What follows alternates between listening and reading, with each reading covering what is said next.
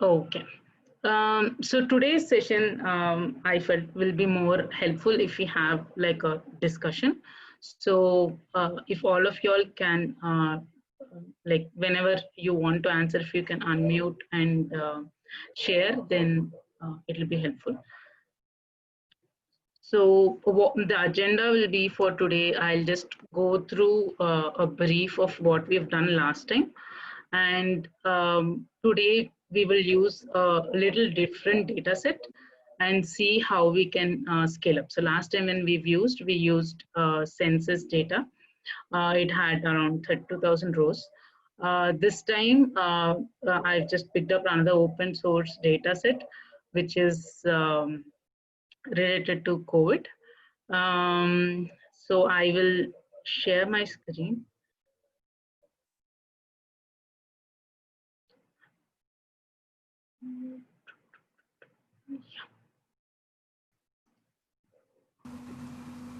Monica, would you like to tell us where to find the data or a link to download maybe the data in case? Okay. Let me see if I can zip it and send it. So let me just check that once. Just give me a minute.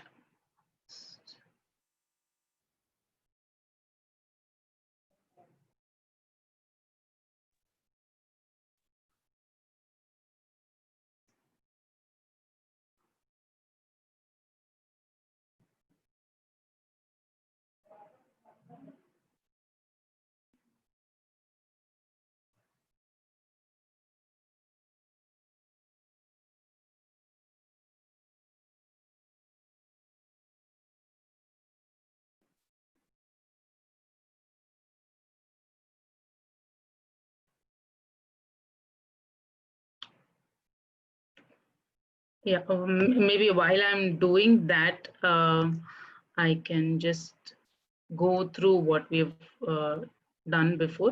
So this data set I'm trying to, I have downloaded through open source, through BigQuery. It should be available in GitHub as well if you want to download. But I'll try sharing it from my end.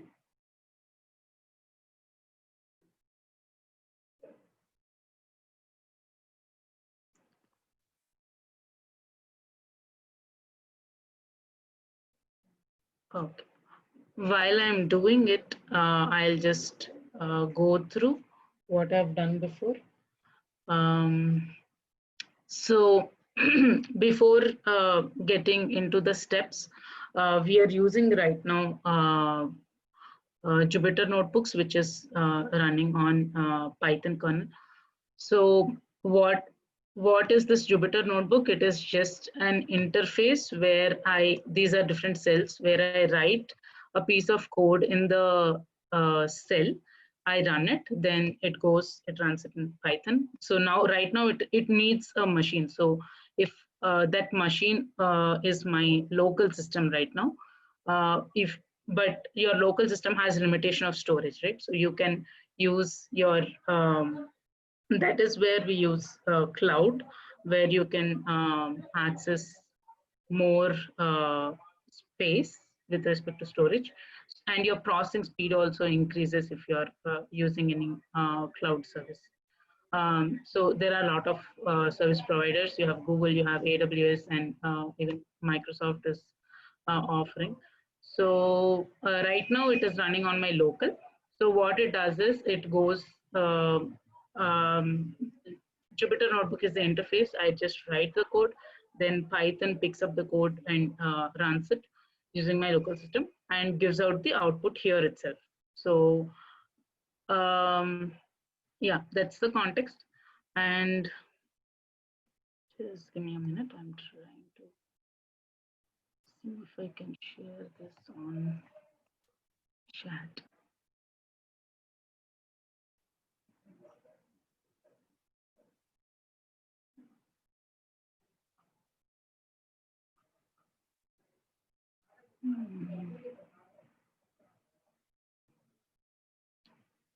I'm trying to share the data set. So can share it.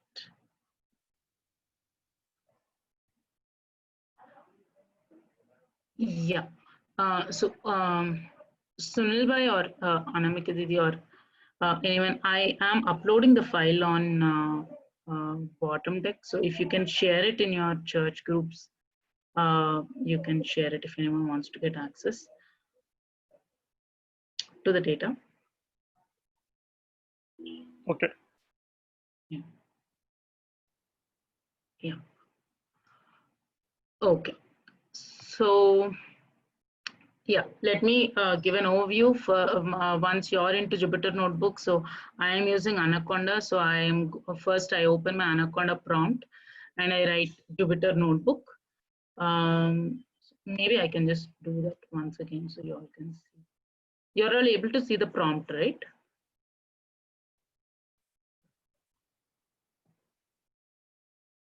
Are you all able to see the prompt that I'm opening, the command prompt? No, Monica. No, I think you just shared an application and not your entire desktop. Okay, okay.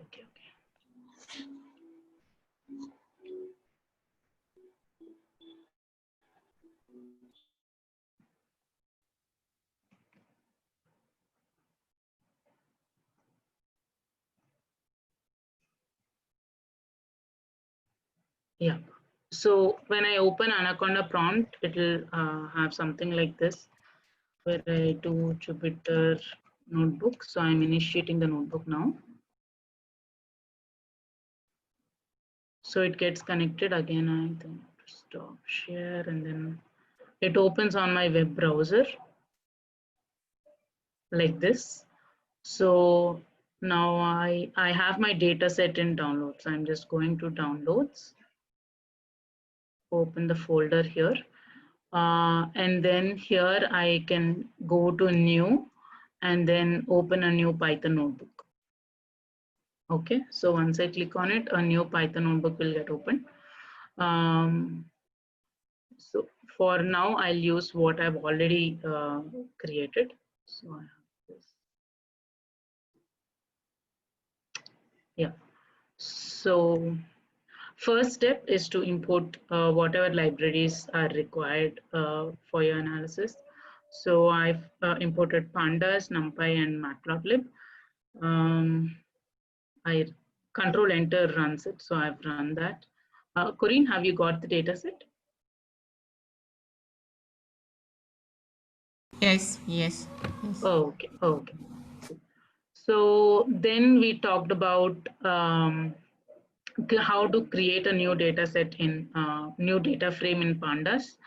So this is the pd.data frame. It creates a new data frame, and then I'm creating the different columns that are in that data frame, and I'm giving the values that go into that data frame. Okay, and next last time we've used census income data. So I've stored it by reading the data set from using pandas. So pandas I've imported as pandas pd. So pd.read.csv, read.csv is used to read any CSV file. If you want JSON, if you have a JSON file format, you can read JSON. So like that, there are different file formats. Right now it is CSV file, so I've done a read CSV and then I've stored it in a data frame. And once I have my data set in here, so this is a 32,000 rows data set. But the data set which I've shared just now, that is having up to 3.5 million rows. So those many rows you cannot even open in Excel. So your Excel will hang if you try to open it. So that is where to process that huge amount of data, platforms or programs like Python or R or such other programs will help you understand or pick up information from that data set or to model it and get some predictions out of it. These are powerful tools which will help you process that amount of data and different, they provide functionalities. So you use these functions to go and perform any analysis on your data. Okay, so what are the different steps you can take once you have your data set in? Now we had the census income data in. Then we have done df.head. So just to see the format is coming out right. Then we have done shape, which will give me the size of the data set, how many rows, how many columns. Then dot d types, which will give me different, what are the different data types of each of the columns. Data types are a string, a number, or a float, an int or a float are different data types, and dates are other data types. Then you have a function which is called describe, which will give you your what is the count, what is the minimum value of it, what is the maximum value of the column for each of the numeric columns. It will give you minimum, maximum, what is the percentile, 25th percentile, 50th percentile, 75th percentile for numerical values. If you want for categorical values, you can use something called exclude NP number, which will give you for categorical values what are how many unique values are there, then what is the most frequent value and how many times is it occurring, and the count of it. So that way you can get a brief idea on your data set once you have the data set in. Then you can do you have some filtering options if you want only certain range of rows or into your data. You can use, if you want to address. So what is this addressing? Now I have my data frame. Let me read this data frame.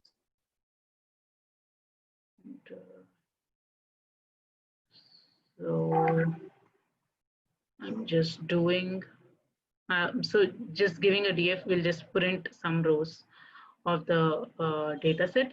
So I have this data set. Now this is my index 0, 1, 2, 3, 4, 5, 6. So this index for Python always starts with 0, but if you if it makes sense for your analysis, you can also rename it into any labels if you are interested, or if you need it for your analysis, you can rename this index into whatever you want to. And if you want only certain, so now I want this value, or let's say functional weight, this functional weight. So this is in the third column and the second row. So I can give that positions here. If I want to pinpoint on any of like one value in a row of a column, or if I want only specific, I just want these 5 rows, you can use ILOC. But if you want to filter on any condition, like if you want only those age groups which are of this data set, we have varied age groups. I want only those age groups which are below those people whose age is below 40 years and are working in private sector. So if you want to filter such kind of with some conditions, you can use df. Once you have, df is a data frame we've used, and this bracket is saying select, if you're familiar with SQL querying. Select, and with this condition, I want my age to be less than 40 and working class as private. So here, because private has some empty spaces, those are blank empty spaces, I have used .str.strip, which will remove all empty blank white spaces that are there. So I have now I have filtered based on some conditions within these columns that I wanted. So this is one way you can filter your data frame. Then if you want to get identify what are so for categories, if you want to get to know what are the different categories that are there. So here work class had private, government, federal, so such kind of examples. So if you want such kind of categories, if you want to know all different types of categories, you can use data frame name dot column name dot unique as a function. So it will give you all the unique values within that column. So here you can see all the unique values within that. If you want the number of unique values, you can use n unique. Value counts will give you like a count for each of the category. Then if you want to replace, so here we've seen there was a question mark, but we want, if you don't want a question mark in your analysis, especially when you're doing a graph or doing any visualization, you do not want that. So you can replace it with any string that you want, or if you feel that is important. So it depends on the column which is having junk values or null values. How do you want, what call do you want to take on that? Do I want to remove the whole row which is having that question mark, or what do I want to replace this question mark with any other value? So this is a very simple way of doing it. But if you have missing values, there are much more smart ways of imputing values. You can use like if it is a numerical field, you can use the average of all the values that are there. But again, you have to be cognizant of what value do I want to use to impute any null value, any missing values. So first of all, to identify it, you can do a dot isNull.sum, which will give you how many null values are there. So here it is df.occupation is null function dot sum will give you how many nulls are there. So you can get a quick percentage of nulls. In this data set, there were no nulls actually. So, or missing values. By nulls, I mean missing values are not a number, some strange junk figure. So you can get the percentage by doing like this. So I'm asking, give me, the numerator is sum of null values, denominator is the count of all the values. So it is 0 because there are no null values in this. But you can just get a rough percentage of how many nulls are there, and based on that you can take a call. If that column you feel is not making sense, like 90% of the data in this column is having null or missing values, so that will not actually be useful in your analysis. So you can drop those columns. You can do drop drop NA. You can do a drop NA or a df column occupation drop NA.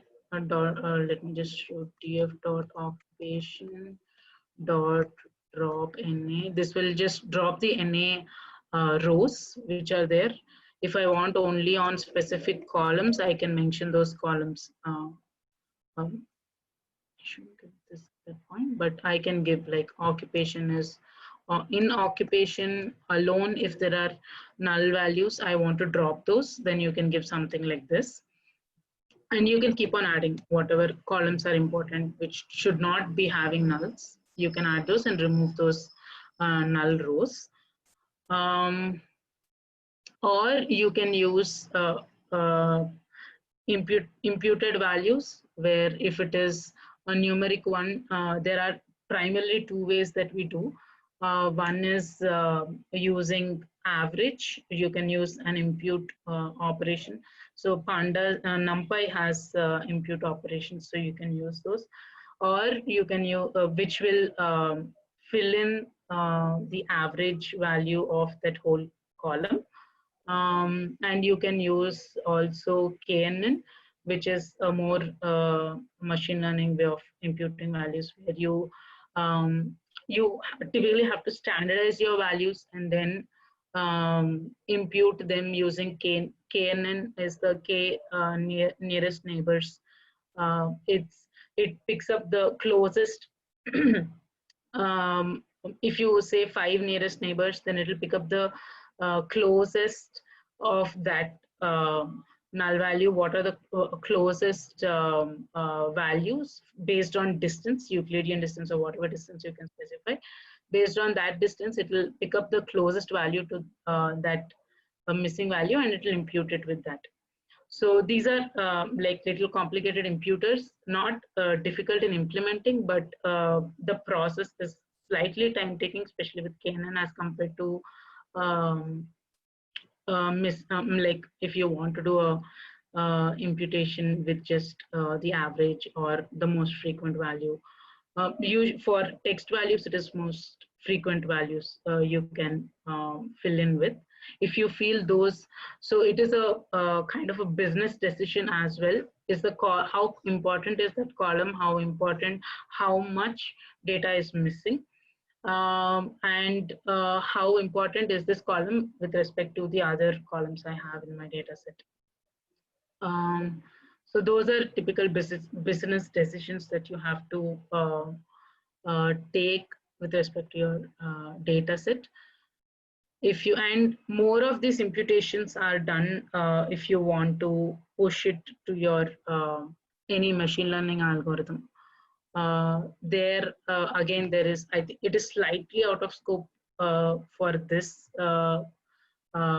session here, but there are very specific ways to impute your data set, which maybe in future classes, if you're taking, we will cover that portion of how we can actually impute.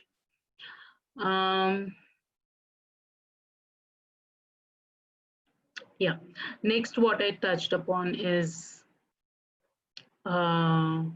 group bys. If you want to aggregate your data set, so you have this data, right? So I want to see how many 9th grade, or there is 9th grade, there's 12th grade, there is college here. So there are 4 or 5 categories of education. So how many of these individuals whose data is here have studied 9th grade? So if you want that aggregation, so aggregation is basically adding up to a grouped level. It could be a sum, it could be an average, or of any aggregated value. So here I wanted to get the average age of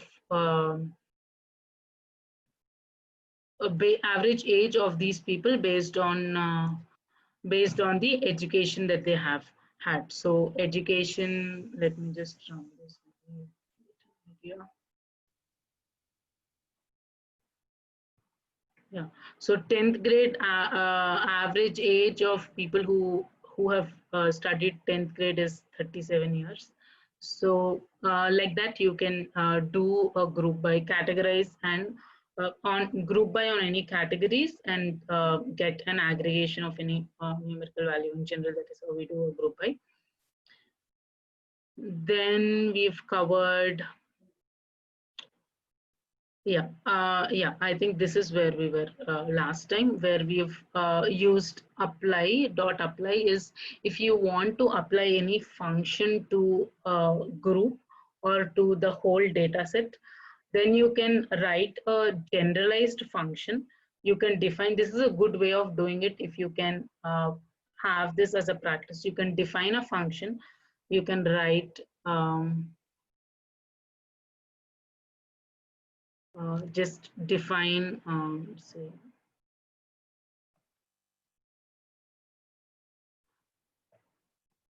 and sorry, I can't remember the syntax, but I'm just giving an idea where you can say x is equal to x dot upper. So I'm using this function, and I'll say return. Okay, return, and whatever value I want to return. You can define functions like this, and you can apply them here. Okay, or otherwise, if it is a very straightforward function, you can directly apply it here. You can say x colon x dot upper. So what it does is it will go to education, df.education, and it applies x.upper. That is, it goes to every row and it converts that field into an uppercase. Okay, so this is what it's doing. Let me run this and show. Yeah, so previously we had 9th as smaller case, so now it is converted it into uppercase. So that is, so apply is not just for upper. There are multiple functions based on whatever you want to apply as a function to your columns. You can do this. You can also do an apply on a grouped column. Then I've touched upon concat, where I have where if you have two different data sets, so and then you want to append them, you can append them row wise, or you can append them column wise. So we have pd.concat, pd.append. So you can use those functions to merge your data sets. Merge is again, oh, yeah, these are used. All their functionalities are almost similar, but based on how you want to concat or merge. So concat append directly without any rules. They just union them together. So table 1 and table 2, they just, or data frame 1, data frame 2, they just append row wise if you want. If you want column wise, they just append column wise. You have a specific function called pd.merge. Merge basically is like a join. So if you all are aware of what join means is, so I have one data set and it has one ID, another data set, another ID. Based on that ID, I can just join using this pd.merge. So here what am I saying is pd.merge my data frame 1, data frame 2. How do I want to merge is the type of join that you're doing. Is it an inner join, outer join, or a left join, or a right join? And based on what columns do I want to merge? So maybe with the example that I'm taking today, it will be slightly more useful. So more easier to understand. Yeah, so if you have, yeah, maybe I'll take that up now. Okay, okay, so if you have a numerical data and you want to convert it into groups or categories or buckets, like if I have age, I have say from 15 to 100-year-olds, I want to categorize 15 to 25 into one bucket, then 25 to 35 into one bucket. So all the so it will be a new column which comes, and I have all these groups. So I can use a binarizer, or binarizer basically does only into two groups. If you give, so here I just have one category, one array that I have created. Okay. And I just said anyone above 18 into one category, anyone below 18 into one category. So this is, so you can use digitize, which is much easier. So you can specify what bins you want to use. I want from 0 to 20, 20 to 30, 30 to 65. And I've given age as my, so I've created another age here. So age as my input array. And I can do a category. So this is a binarizer. NP digitize is a good where you can specify or customize what bins you want to use. So here I said 0 to 20. This is the input array, right? So here 0 to 20 is 6 falls into 0 to 20, 12 falls into 0 to 20. 20, so I've said right equal to true, so I've told to include the right range as well. So 0 to 20, it includes 20 also. So I set all those into one bucket. Then 20 to 30 into one bucket, and 20 to 30 there are no values, and 30 to 65 into another bucket. So here 36 and 65 fall into that category. So it has gone into the third bucket. So this is sometimes used for analysis, so you can use this. Then let me go. Any questions so far? I can answer that, or I can go ahead with today's data set.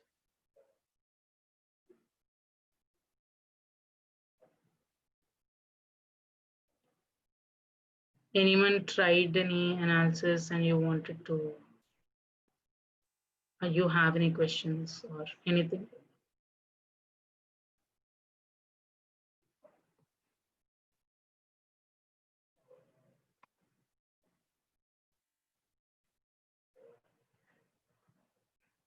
Okay, if not, I'll go ahead. So today, so this data set, I also myself haven't explored it much, but so let's all do it together. So this is open source COVID data set. So again, let me read my data set first. So I'll read my data set. So this is a very huge data set. So it has, I wanted to do more analysis, but my system was not supporting it. So I'll just pick up, a few columns. I have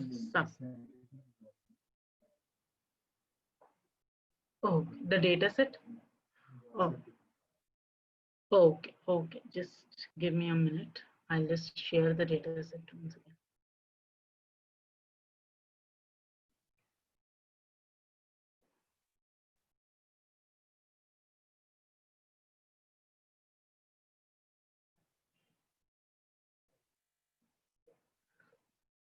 Okay, while this is getting loaded, let me.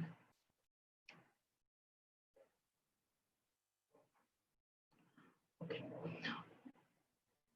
So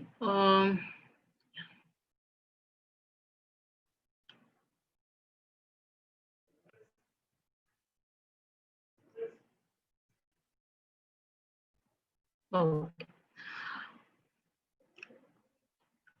Yeah.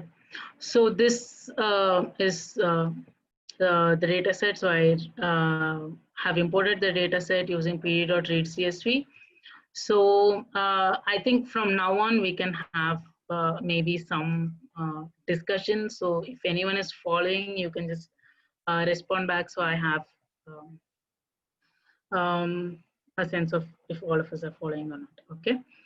Now I've read my data set in. What is the next thing I would do? If anyone would like to answer, I'll probably wait for a few seconds and then I'll move on. After I read my data set. You will parse them? Parse them into. I just brought in my data set. I don't even know what is there in my data set. I can have a view, visualize what we have in the data. Yeah, so you can do a head and say I want 10 rows to see what is there in my data, or just to get one idea. Okay, so I have date, I have location key, I have country code, country name, then sub-region information. What is the name? What is the code? Then I have some columns, ISO 311, alpha 2, alpha 3. Then some, there are probably too many columns that it's not able to print here. So these dots are meaning there are more columns in between. And then there is some data, commons ID, street map ID, latitude, longitude. average temperature, minimum, maximum temperature, rainfall, snowfall. Okay. So I just saw, okay, these are the columns. Then I can do a dot columns just to see what all columns are there, because when I did a head, I missed out on some columns. So I have done dot data frame dot columns. So I have date, I have all the columns that are available. So what am I trying to sense from it? Okay, there is, usually when you look at the data set, when you're downloading, you have some brief, something called a data dictionary, where it tells you on an overview what the table contains and each of these columns, what do they mean. So because we know COVID is happening right now, so some of these columns might make sense to us, but might not make sense to us, sense to some people in future. Right? So there is date, there is location key, country code. So which country? I'll tell you, it is a time series data, which means there is a timestamp at every date. So for any table, there is a level which will make a level of the data, which means what one column or a group of columns will make that row unique. Okay, so did you understand the concept of level of data? It is not, how do you uniquely pick up one row? Okay, if there is like a ID, so if it is a census data, okay, census data which we've seen before, and you imagine you have a name, okay, name and details of that person. So will name alone be a unique identifier of that row in that whole table of demographics, where there is name, age, address, and occupation?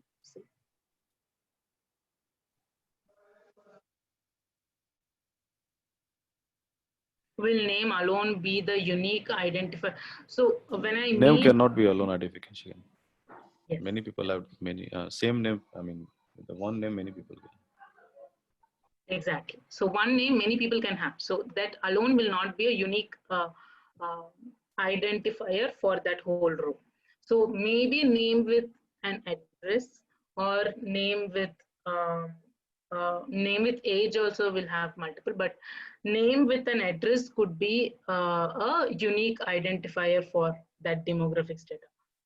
So with that context, if we come here, what there is date, location key, country name, country codes. There is new confirmed, which is the number of confirmed cases, number of deaths, number of recovered cases, number of tests that have happened. Then there is a cumulative count, which is from the beginning. So day 1, day 2, day 3. So day 2 is day 1 plus day 1 plus day 2. Day 3 is day 1 plus day 2 plus day 3. How many recovery cases have happened? If it is cumulative of disease, how many deaths have happened cumulatively? Means in addition to yesterday, how much is it today? In tomorrow, it will be yesterday, today, and tomorrow's sum. That is cumulative. Then that information is there. Then how many hospitalized patients, how many ICU patients, how many are on ventilator, then their cumulative score. Then there are very interesting metrics. So we can do a very good analysis on this. Okay. So there is mobility scores. Okay, how they have given it. I have done a little research, so I can help you understand what this means. So they have taken the mean of from Jan to Feb, 5 weeks. This is Google. This is from Google. So based on your location that you turn on your phone, Google has picked up these metrics. They have seen how many people have gone outside to a transit station, to a retail store, any recreation place, or groceries, pharmacy, parks, any residential workplaces. So they have taken their base as, I don't know if this is confusing, please tell me if it is confusing, but I'll try to explain it as simple as possible. They have taken from Jan to Feb, how was the movement of people, mobility is how was the movement of people to this timestamp, okay, to this date. So when, let me print some comments. Sorry. So on this date, so there is a day associated with it, right? Say if it's a Friday, within that 1 month, on Fridays, what is the median value of people going to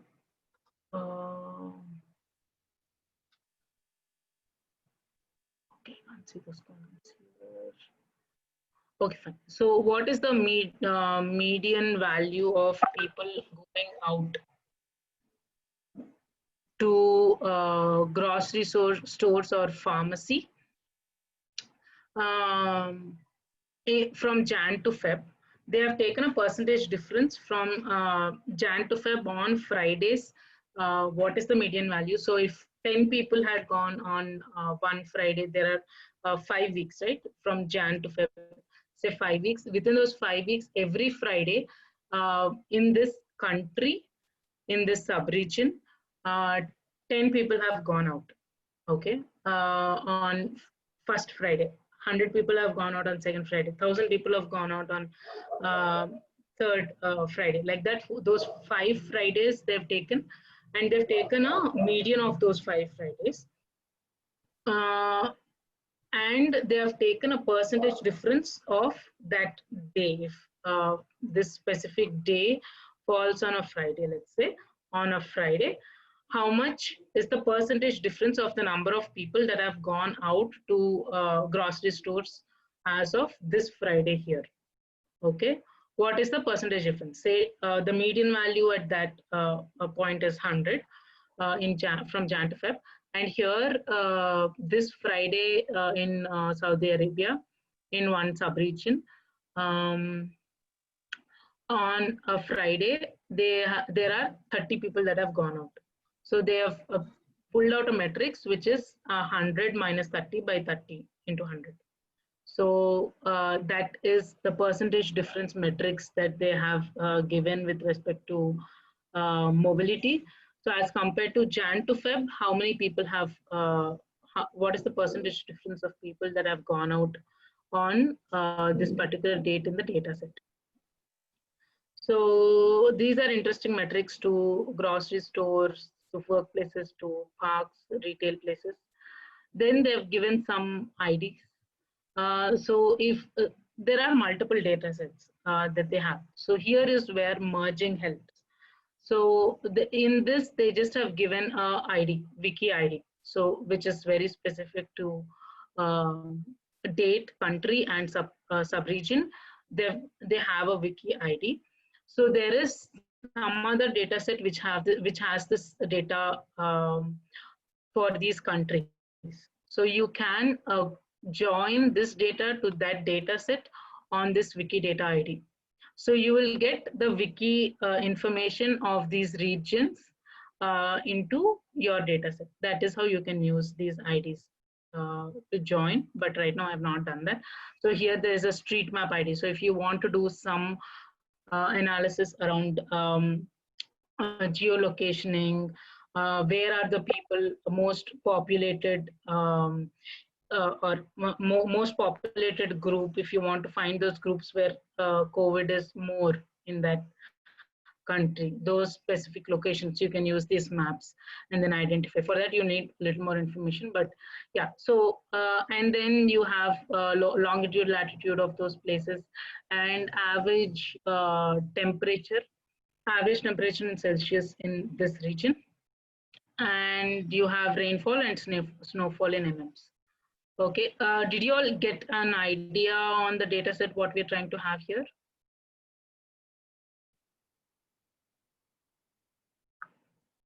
Or was it more confusing?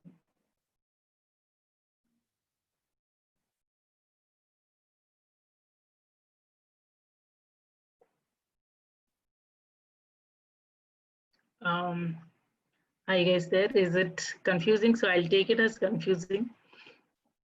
But on an overview, let me, so that is why I have actually removed some of these columns which were not helpful because my system was not supporting so much data to process.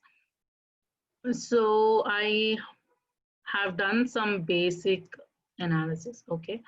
So I have, okay, I have all these columns. Now my next step would be, from this I have gotten a basic understanding, okay, this is related to COVID in each country, in each sub-region, how many patients are there, who have, how many confirmed cases are there, how many deaths are there, how many have recovered, how many have been tested, what is the cumulative sum, how many are hospitalized, how many are in ICU, such kind of information, and how is the movement of people during this COVID time as compared to the normal times. So these are metrics which are giving that information, and also some weather information is given. Just if you want to do some analysis and to find out if the weather conditions have any impact to the number of COVID cases. Okay. And how is the, if you want to analyze, see, these are different problems that you can solve using this data. There's one more problem is how has the movement if you want to just analyze how is the movement of people in different locations, in the sense different places like grocery stores to parks to workplaces, how is the movement of people in different countries? If you want to analyze that, you can use this data set. If you want to see or if you want to predict, okay, I have this information. I have patients who or countries and their COVID number of cases of COVID, and I can see if there is more movement of people, how is the movement in different countries, and if there is more movement, then how is it impacting the number of cases? If there is, if it's a cold place, how is it affecting? If it is a so when people came out with metrics, they've used or when people came out with analysis, they've used this kind of information to tell, okay, in cold places, it like the virus tends to stay for longer time or things like that. It is not just this, but also some laboratory experiments. But yeah, this will help us to, as a layman, do some analysis to figure out how is COVID working around in the world. Okay, so okay, I know these are columns. I got an idea. Now I will do a D types to check what are the different data types that are there. Okay, I can see there are some numbers. Then all this number of cases are numbers, so that is good. These are objects. So objects is something, if there are any values which cannot be read as if Jupyter is not able to read it as or NumPy or Python is not able to read it, Pandas is not able to read it as a string, by default it gives an object. So that is object. You have objects and floats. Then yeah. Okay, but I see that my date is also an object. That means if I want to do any analysis with date as to read dates as dates, I cannot do it because it is taking it as an object. So my next step would be, okay, I want to convert this date to date. So I can do a change of data type. So for dates, you can use something called pd.to date time, and you can give this field. So I'm like this. So I'm just changing the date to date time. Now when I do a cd.date and D types, I have my data as date time. Okay, you can also use dot as type. If you want to convert it to str, you can do str. If you want to convert it to int, you can give int. If you want a float, you can do a float. So dot as type is also very handy if you want to change data types. Then now I want, what will be, okay, I've changed my data type to what I wanted it to be. Now I want to see what will be my next step, if any of you remember or you can see it.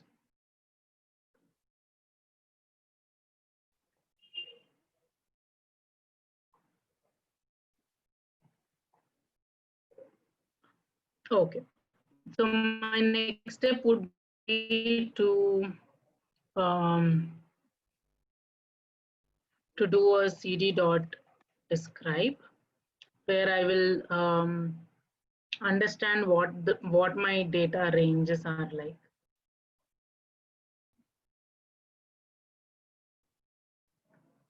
Yeah. So confirmed cases, I have up to, so yeah, sometimes you find data like this, which basically means it is 1.6 into 10 to the power 6. If it is a plus, if it is a minus, then to the power minus whatever is there. So it is plus, so it is 1.6 into 10 to the power 6. So it's basically 1.6 million. Then I can see my minimum is -2. Okay.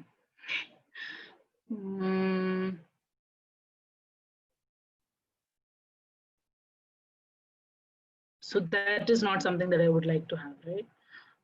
Maximum is, okay, maximum number of cases is 7.8 into 10 to the power 4.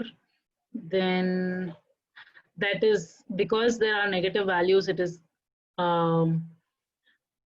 affecting my quartiles or my percentiles, 25, 50, 75 percentiles.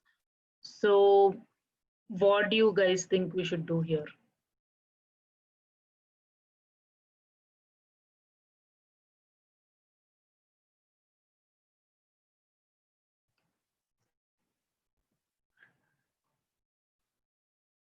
Any thoughts?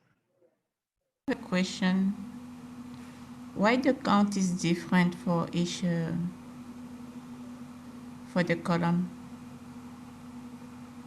The count is different. So the remaining values are null values. Okay. So they are blank. So it only gives a count of how many values are filled. Okay. So of, oh, okay. So I haven't done a count. Or when I just do a head, I should get.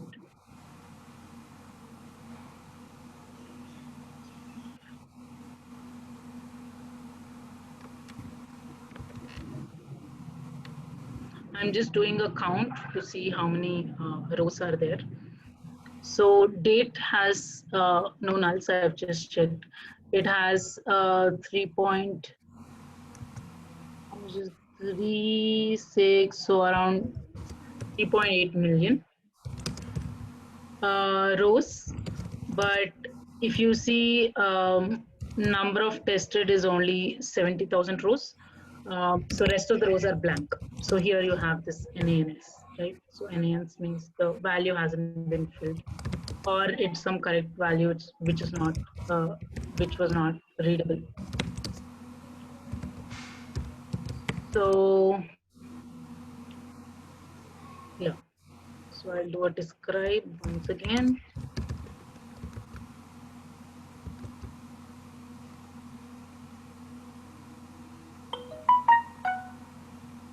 Yeah. So usually these are junk values. So they cannot be negative number of confirmed cases, right? So what I can do is go, so that is the decision that I have to take. If it is like temperature can go negative. That is okay. So if you see your average temperature, yeah, so temperature can go negative values. That is acceptable, but number of confirmed cases cannot be negative. So what for me it is okay if I am doing so let me tell a problem which I want to solve.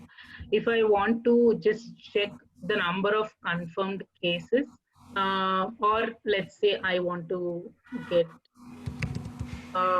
top 5 countries, or yeah, top 5 countries with maximum COVID confirmed cases. Okay, so if I want to get this, this is something I'll do later on. So if I want to get this, just to see what are the countries like having maximum COVID cases, what are the top 5 countries, then I will need, okay, if I want with the columns, let me print the columns. Then I would want one of you to tell me what all columns will you need to achieve that, achieve this, to identify the top 5 countries. So I'll just do a dot columns. Yeah, these are the columns. This is the this is the data that I want to see. I want the top 5 countries with maximum COVID confirmed cases. So with this data columns that are available, what all columns do I need to get that information? You need country name, Yes, we need country name. country code also you can take. Yeah, we can take country code. Can we take cumulative confirm? Yeah. Okay, cumulative confirmed.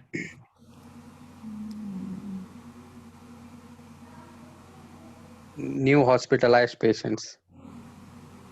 New hospitalized patients. Okay. Yeah, but there is one column which directly gives us that information.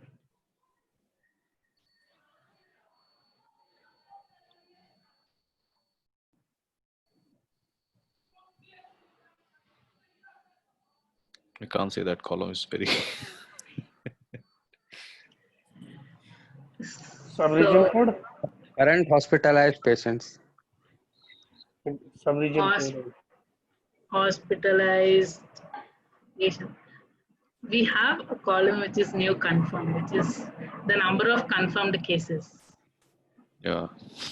So you can use that to get the number of confirmed cases. Then for countries, you can get country name, use country name. So to get this, I have a whole lot of data set, but I just need country name and number of cases confirmed. Okay. So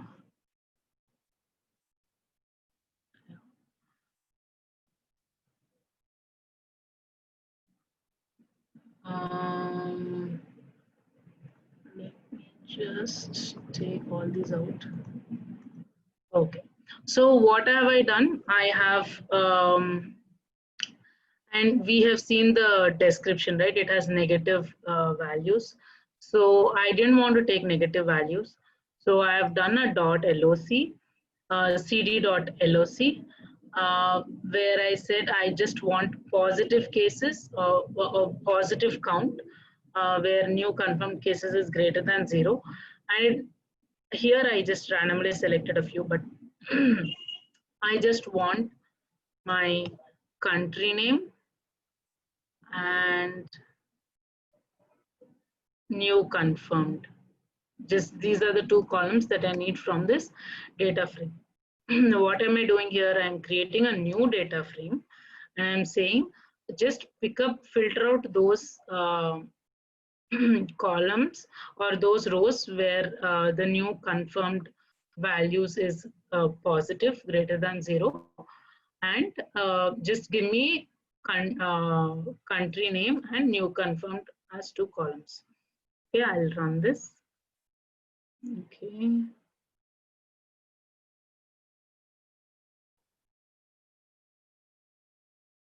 Okay, sorry, I missed a column here, comma.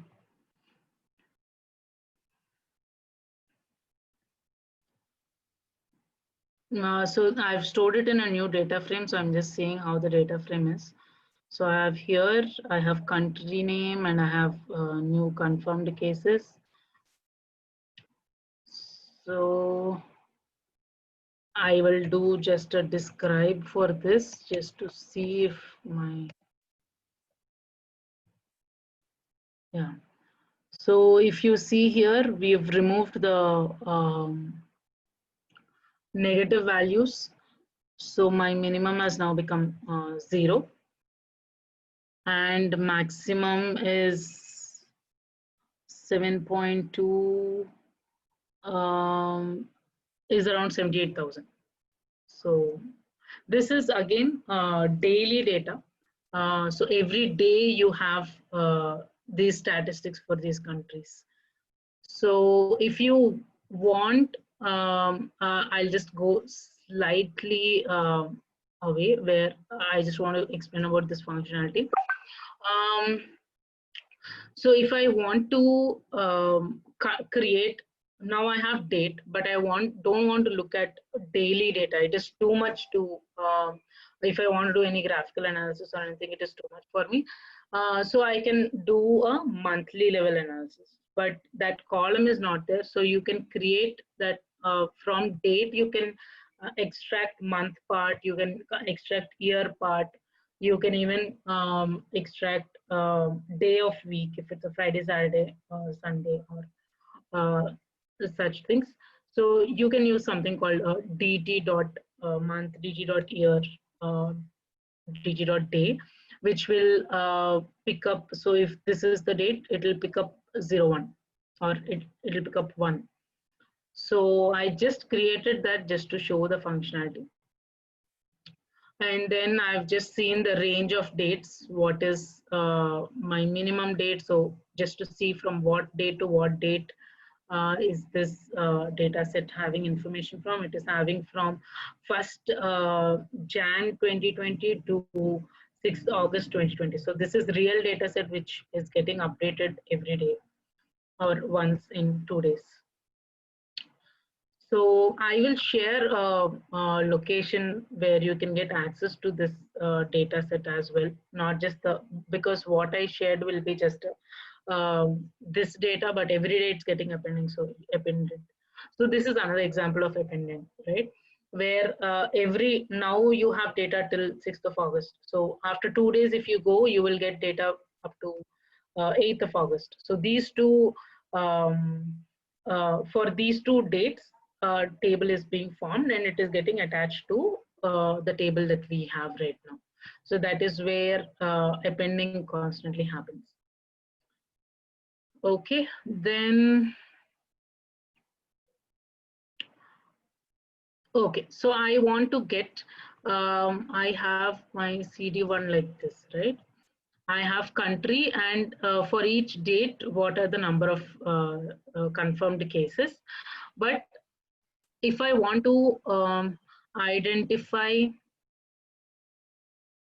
top 5 countries with maximum, what is the next step I would have to do? Here I have for every country, every day, how many cases are there. But I want to get the top 5 countries which have maximum number of cases. So how do I get those top 5 countries? What would be my next step? Sorry, I'll take just maybe a couple of minutes more, if that's okay.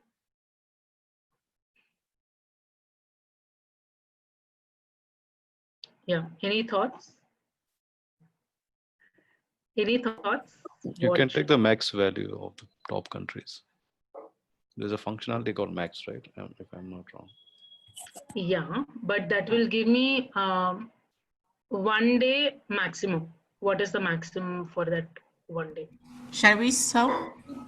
Can we sum first the confirmed case by country, group by countries? Yes, that is. And we make a sum on your confirmed. Yes. So that is the next thing we need to do. We need to, for each country, I need to get. So here for every day, I have the number of cases, but now I want for each country, how many cases in total are there. So that is where for each country, I have to do a sum. So I have done that here. I've created a new data frame and I said, called some confirmed, and I've grouped by country and confirmed cases. I have done a sum, and I've done a reset index that is just to again reset the index from 0 to sorry, starting from 0. So let me run that, and I put it in a new data frame, stored it in a new data frame. So I'll just see how my data frame has come now. So here now I have for each country, I have the sum of or the total confirmed cases. Okay, now what is the next step that I have to do?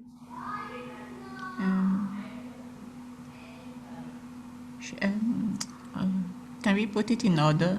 How we call it? The descendant or ascendant? Yeah, a descending order we need to put, and we need to get the top 5 countries. Yeah. So there is a function. There is a function called n largest. So you can give the number of do the data frame name, number of in descending order, how many you want. Because if you want top 10, now we said top 5. So let me take 5. And what is the column name? And store it again in a new data frame. So I've done that. I'll see what this is my new data set where I have top 5 countries with the maximum number of, based on the top 5 countries based on number of COVID confirmed cases.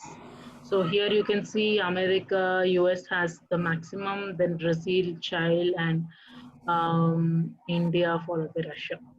Okay, these are top 5 countries.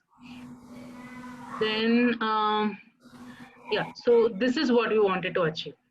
Okay, that was the problem where I wanted to identify the top 5 countries with maximum, 5 countries with maximum COVID cases, COVID confirmed cases. So I have done these steps. Now I have achieved what I want to. If I want to show it in a graphical way, Matplotlib is one useful, very helpful library which we can use to plot. So I have done a basic bar graph to see the countries and the number of cases. So on x-axis I have countries, on y-axis I have the number of cases, number of confirmed cases. So matplotlib, I've imported the data, library, then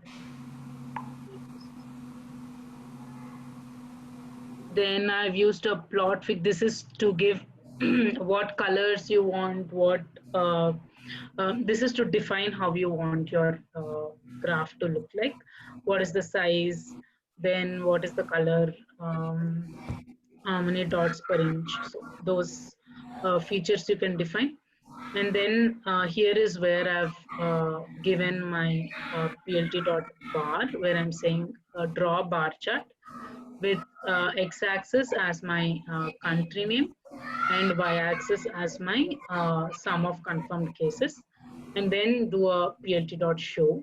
So this should show us for the top 5 countries what is the number of cases. Yeah, this is you can do any amount of, so Matplotlib, you can customize your graphs to a lot of extent, where you can give labels, you can give legends. If you have multiple groups, you can give legends, then you can give a name title to your chart, you can give what your axis, what do they mean, like you can give a country name and sum of COVID cases. All those you can add. Right now I've not added, but it is very customizable. For that, again, you can go to the documentation. Matplotlib has a lot of documentation. You can use that. So yeah, this is another library which you can use primarily for plotting.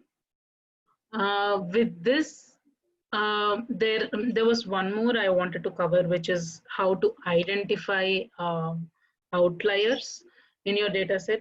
I'll just briefly talk about it, and then we can take other things later. So what are outliers?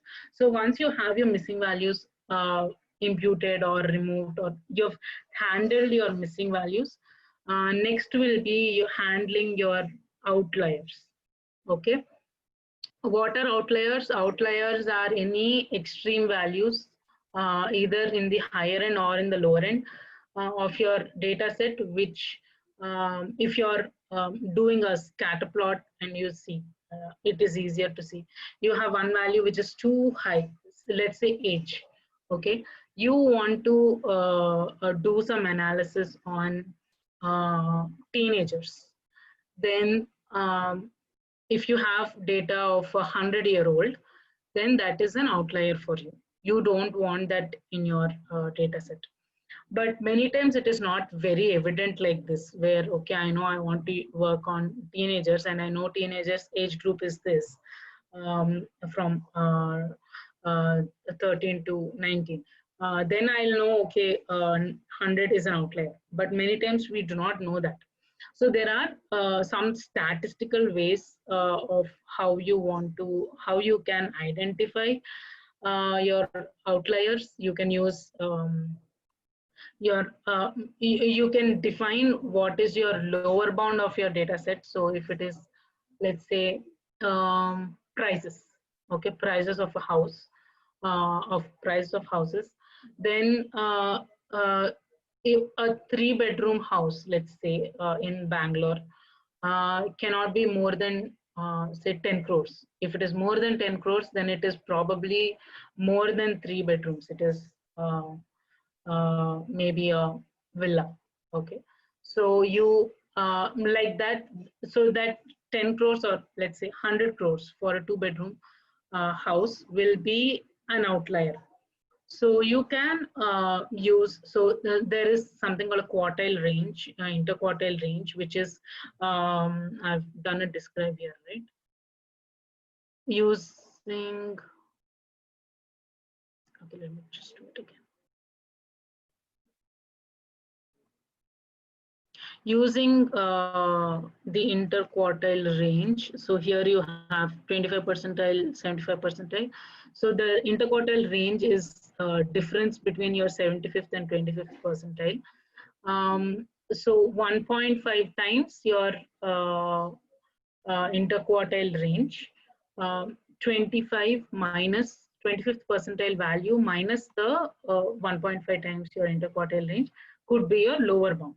And 70th percentile plus a lower bound means the minimum value that I can have for my column. Then maximum value I can have is upper bound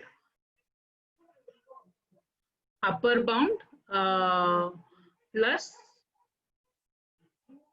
just one second.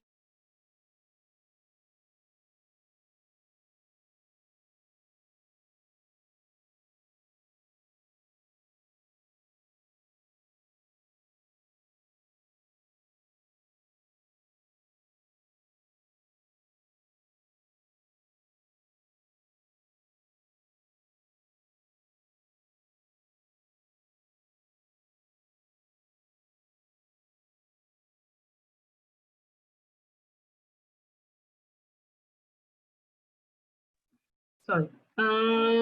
So it is so your outlier is if any value which goes beyond your lower bound and upper bound is an outlier. Your lower bound you can say is 1.5 times interquartile range, difference with the 25th percentile value. Below that, and beyond 75 percentile plus the 1.5 times interquartile range. Beyond that is your outlier on the upper bound. So those values, again, you can choose to ignore, you can choose to remove if you're doing any specific analysis. You can choose to ignore those, or you can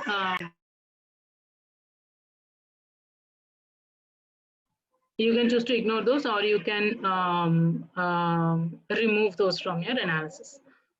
Okay, so I think that is pretty much what I wanted to cover within these two sessions. This is just like a drop in the ocean.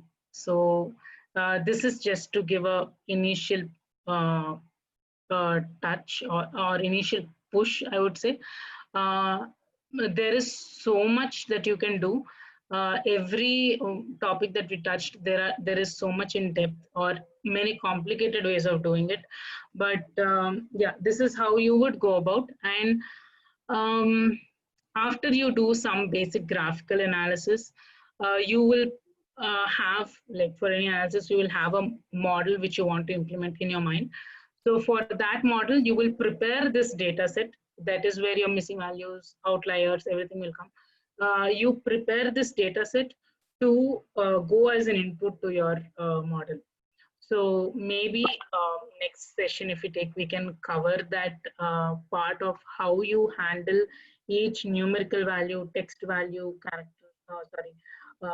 categorical values.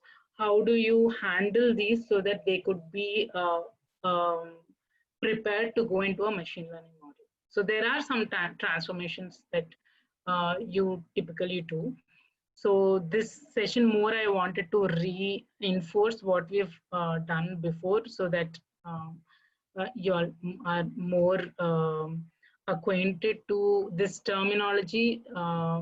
So yeah, with this, sorry for taking some more time, but yeah. With this, I am done. If any of you have any questions, then I can take those.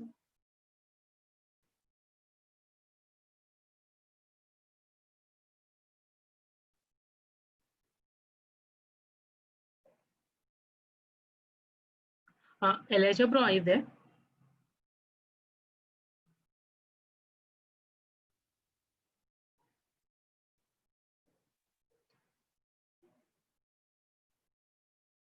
Okay. Any of you have any questions? Someone is sending something on chat. Sure. Yeah. Yeah. Good. So this is not. I mean, this is not a one-time thing. Once we teach, it's not like you get to know everything. It is just a basic overview. What I would suggest is you can pick up data sets from internet. There is, you can use KD Nuggets. It has a lot of data sets, open source data sets. You can use those data sets and start doing some analysis. Don't just bring and read in the data set, even if it's a small data set. Try to understand and ask a question before you're doing any analysis. That helps. So if you want to answer a question, what are all the different things that I'm supposed to do to reach to that, to solve that problem, or to get an answer to solution to that problem. So that is how you can start off. Yeah, but these are some basic things you can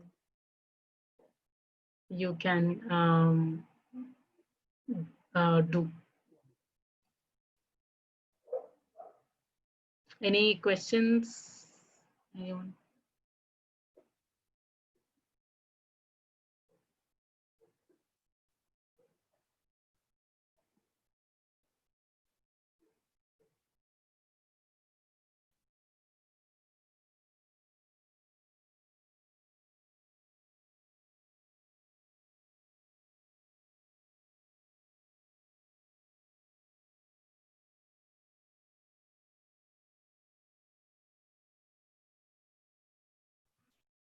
Okay, I think if there are no questions, we are done with the session. But at any point, if you have questions, you can ask. If you're stuck with anything, you can ask. We can try to help you as much as possible.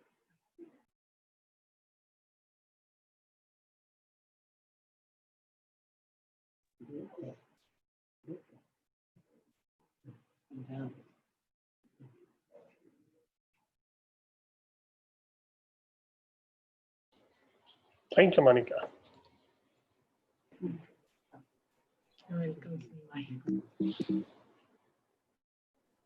क्या of तो और कहीं of तो गया नहीं ना recording आप अभी स्टॉप कर सकते हो क्या बोले?